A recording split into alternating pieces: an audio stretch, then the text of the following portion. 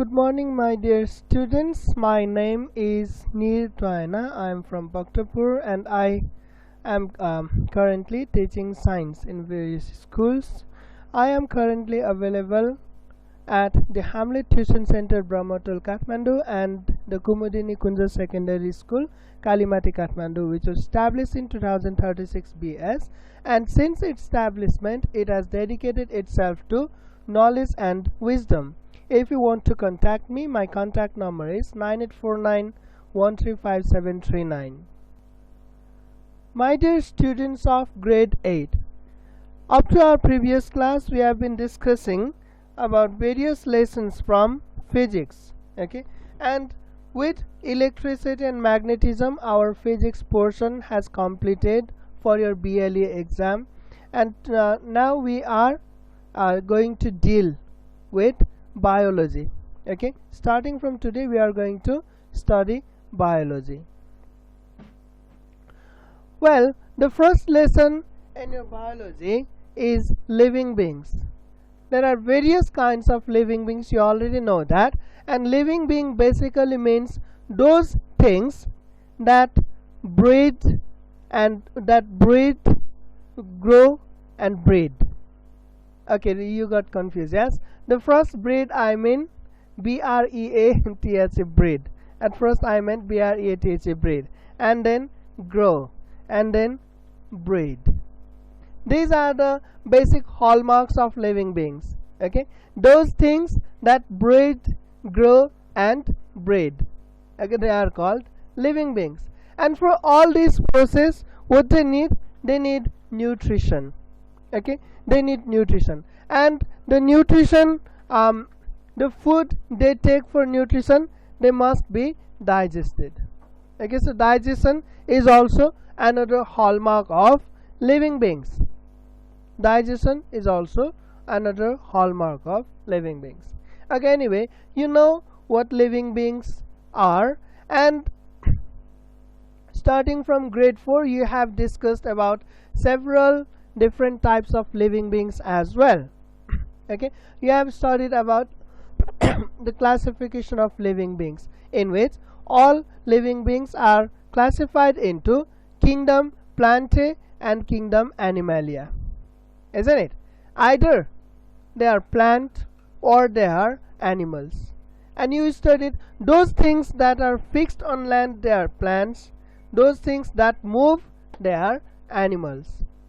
Okay, that was the conventional classification of living beings. But from now on you will have to study about new method of classification, that is Whittaker's 5 kingdom classification system, and that you will study in grade 9 in detail. But in grade 8 we only study about one of the various category according to the new classification, and that category is microorganisms. Okay, among various categories within living beings, one of the categories we are going to deal are microorganisms. Okay, and these microorganisms, they are kept in 3 separate kingdoms in Whittaker that you will study in grade 9. They are kingdom Monera, kingdom Protista, and kingdom Fungi.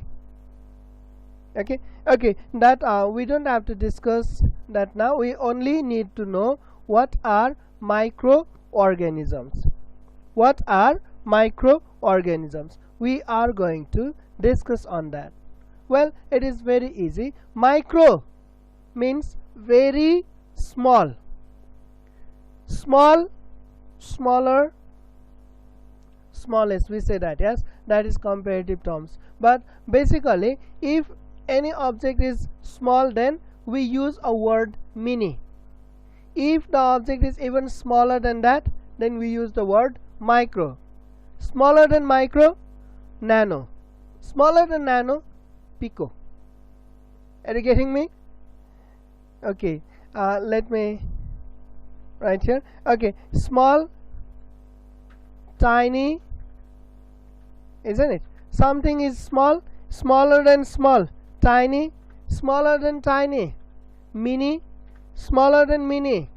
micro, smaller than micro, nano, smaller than nano, pico. I don't know what is it called, if it is even smaller than pico. I know only up to here. Small, tiny, mini, micro, nano, pico. Well, this gives you general hint about what micro means. Well, micro means very, very small, yes, very small, and organism means living beings. So basically microorganisms are very small living beings.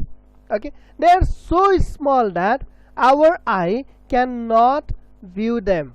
We cannot see them with our eyes, naked or unaided eyes. That means without using any tools we cannot see them, we cannot observe them. Okay, now you need a special device to look at microorganisms, and that is called microscope. Micro, very small, scope, viewing. The device which is used for viewing very small objects, that is called microscope. Okay, you can see the picture of microscope here. Yes, this is eyepiece. From here you will look through it, and a convex lens is used as the eyepiece. Yes, and here at this part they keep a reflector. Basically glass prism is used as a reflector. Why glass prism is used instead of mirror, that is also studied in grade 9 in light chapter. We will go to that in next year. Okay, and these lenses here also they use convex lens, and these lenses they are called objective piece. And here you can see the glass slide. On this glass slide you put the specimen, and remember the specimen must be very thin so that light can penetrate through them. Okay, and here this is the source of light, the bulb. Okay, when you operate this microscope, the bulb glows. It provides light rays. These light rays will pass through the specimen, and then it enters through the objective piece. Okay, objective piece then magnifies the image of the object on the slide, and that image or that light ray again passes through the eyepiece. Eyepiece also magnifies. So here you can see image gets magnified twice, 2 times. Okay, that is why a microscope has very high magnification. Its magnification ranges from 40x to 1000x. That means it can magnify the object by 40 times to 1000 times, and it depends on the combination of lenses. For example, if you use 5x eye lens, if you use 5x eye lens and 10x objective, you get 50x magnification. And eye lens is only available at 5x and 10x. If you use 10x objective and 10x eyepiece and 10x objective, then the magnification will be 100x. Or if you use 10x objective and 100x, if you use 10x eyepiece and 100x objective, then the magnification will be 10 times 100, 1000. It will be 1000 times. Any confusion up to these 2 points? See, microorganisms are very small living beings that can be viewed only under microscope. A microscope can magnify the view of any object by 40x to 1000x. They are not visible to our naked unaided eyes. They are mostly unicellular organisms. They are made up of only one cell. That's why we cannot see them, and you know cells are very small. Yes. Okay, next it is about habitat of microorganisms. Where can you find microorganisms? Well, basically wherever you look there is microorganism.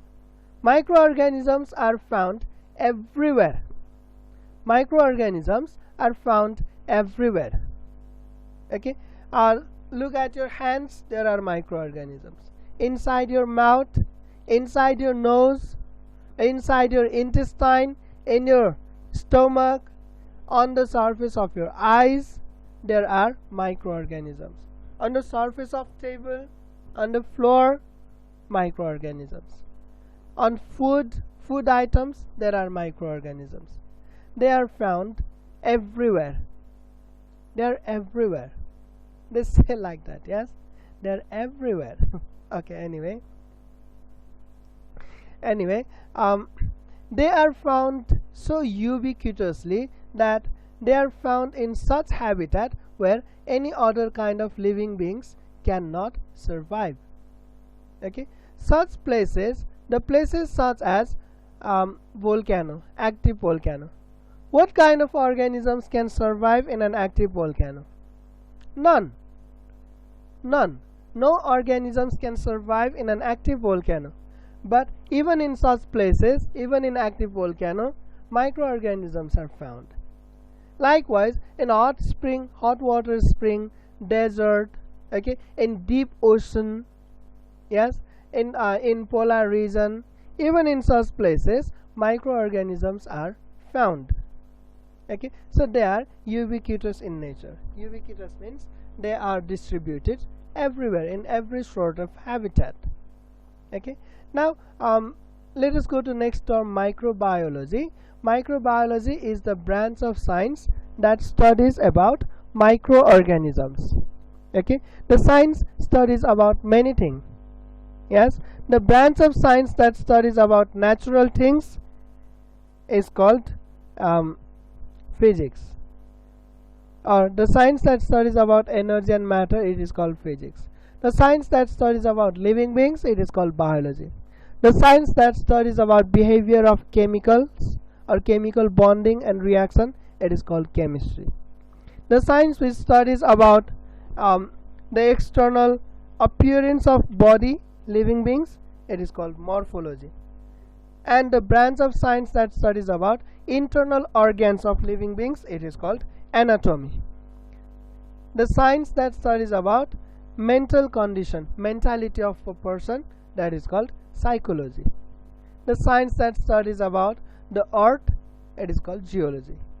Just like that, the science that studies about microorganisms, it is called microbiology. And there are 4 separate branches in microbiology. They are bacteriology, virology, mycology, and parasitology. Bacteriology studies about bacteria. Virology studies about virus. Mycology studies about fungi. And parasitology studies about protozoas. This much. Any confusion? Okay, so let us go to bacteria. Short introduction to bacteria. Okay, bacteria are those living beings. Bacteria are those living beings which are unicellular. Unicellular means made up of only one cell, and prokaryotic. Prokaryotic means they don't have nucleus in their cells. Pro means before, karyon means nucleus, means these cells evolved before the evolution of nucleus. Before the evolution of nucleus, and definitely they don't have nucleus. Okay, so bacteria are the unicellular prokaryotic microorganisms. Look at this diagram. It shows the structure of bacteria. You need to take this diagram down in your copy. Okay, look at this diagram. It shows the structure of bacteria. Inside you can see it as DNA. It has DNA. DNA acts as the what they call, yes, hereditary material. DNA acts as a hereditary material. DNA has all the information that a cell needs. You are human because of your DNA. A dog is a dog because of its DNA. Okay, a dog is different from human. because our DNAs are different, or I am different from you because our DNAs are different. So DNA is the part of cell where all the information about a living being is stored. Without DNA there is no living beings. Without DNA there is no living beings. So bacteria also has DNA, but see, the DNA is not packed within nucleus. In case of animal cell or plant cell, the DNA is packed inside the nucleus, but in case of bacteria there is no nucleus. The DNA is freely floating in cytoplasm. The DNA is freely floating in cytoplasm. There is no nucleus. And there are no membrane bound organelles as well. Membrane bound organelles means the organelles which evolved from nuclear membrane. It does not have nucleus means it does not have nuclear membrane. And if does not have nuclear membrane, then definitely there are no other organelles which are evolved from nuclear membranes, such as mitochondria, endoplasmic reticulum, or you can say rough endoplasmic reticulum, smooth endoplasmic reticulum, Golgi apparatus, okay, and vacuoles. None of these organelles are present in a bacteria. Okay. However, it has ribosomes, and the ribosomes are freely floating in cytoplasm. Ribosomes are essential, they make protein. Without ribosomes also cells cannot function. Without ribosomes cells cannot function. Okay. And then you can see it is bound by plasma membrane. Just like any other cells, it is bound by plasma membrane, and the plasma membrane is covered by cell wall. It has cell wall, but remember, cell wall of bacteria is different from cell wall of plant. Cell wall of plant is hard in nature and it is made up of cellulose, but cell wall of bacteria is not hard, it is water soluble. Cell wall of bacteria is water soluble, and it is made up of a special chemical substance which is called peptidoglycan. Okay, peptidoglycan, a special chemical substance, peptidoglycan. Yes, cell wall of bacteria is made up of peptidoglycan, and outside cell wall you can see there is envelope, sorry, capsule. Outside cell wall there is capsule. Okay, the capsule is not compulsorily present in all bacteria. Only some bacteria have capsule. Okay, and especially the bacteria which cause disease or the germs, they have capsule. So maybe capsule is one of the virulent factor, or one of the culprit in bacteria. We know bacteria cause disease, yes, but bacteria themselves might not be the culprit. It might be the capsule. Okay, anyway, bacteria also have a flagella. That flagella helps them to move. And some bacteria, they have cilia instead of flagella. Okay, flagella is long and very few in number, present at only one end, just like to pee. And cilia is like rong, jiu bhari ko rong. Cilia are small and they originate from all around the cell. Anyway, flagella or cilia, they help them to move around. And you can see mesosomes. Mesosomes are the special structure found only in bacteria. They have multiple functions. Okay, or if you think drawing this diagram is difficult, then you can go for this diagram as well. This is simpler diagram. Okay, you can take it. Pause the screen, take it. Okay, so let us go to next slide. Okay, occurrence I have already told you. Bacteria are found mostly in food, surface of plant, animals, air, water, soil, etc. Wherever they can find source of energy, they are found there. Wherever they can find food, they are there. Okay, some bacteria are found even in active volcano and polar regions. And look at the size of bacteria. This point is very important. It might be asked in short question. Size of bacteria is so small that you cannot measure it in meter. Definitely you cannot measure it in centimeter, not even in millimeter. They are 1000 times smaller than millimeter. Their size ranges to micrometer. That means they are 1000 times smaller than millimeter. Okay, so 1 micrometer is 10 to the power minus 6 meter. That means 0.000001 meter, and their size ranges from the smallest bacteria is of 0.2 micrometer and the largest bacteria is 200 micrometer, and their size is very small compared to animal cells as well. In one animal cell, thousands of bacterial cells can be accommodated. Thousands of bacterial cells can accommodate in one animal cell.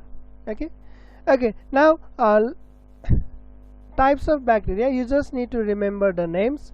There are 4 types of bacteria based on their shape. Number 1, Coccus. Coccus has spherical shape. Number 2, Bacillus, it has rod shape. Number 3, Spirillum, it has spiral shape. And number 4, Vibrio, it has comma shape. Okay, look at this diagram. Okay, these are different types of coccus. Okay, cocci or coccus, singular cocci, plural coccus.